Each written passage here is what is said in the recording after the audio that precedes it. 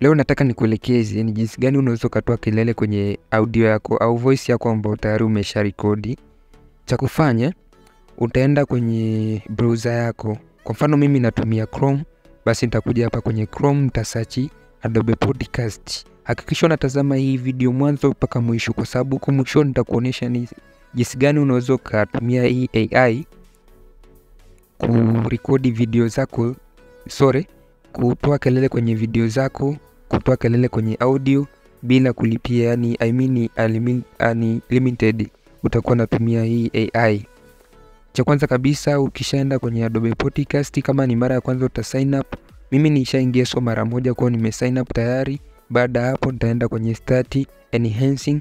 Nitabonyeza hapo kwenye Start Enhancing. Baada ya kubonyeza ita loading kwa kutumia sekunde kidogo tu. Baada ya kuload basi itafunguka kama hivi. Nita choose file, nitaenda kwenye file zangu hapo kwenye storage yangu ya simu, nita upload file ambayo ya audio ambayo nataka niweke kwenye, nataka nitoe kelele. Baada ya kuja hapo itafunguka kama hivyo.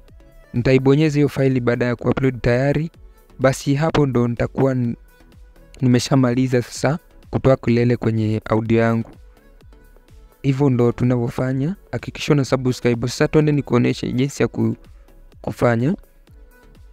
Kama tayari ushafanya hivyo, hakikisha unawasha hiyo button ili iwe enhanced.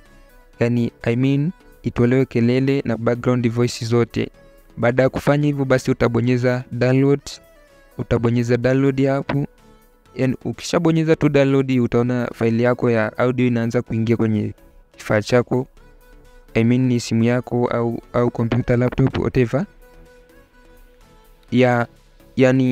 Utakuwa unafanya hivyo kila unapotaka kutoa kelele kwenye file yako ya audio. Usisahau kusubscribe, please subscribe now ili tuendelee kupa video kali zaidi. Asante.